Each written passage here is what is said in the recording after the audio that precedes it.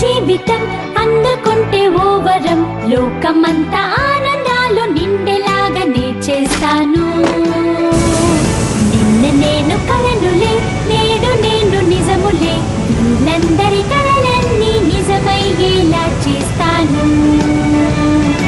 ఆకాశాన్ని తాకే పక్షినవుతాను.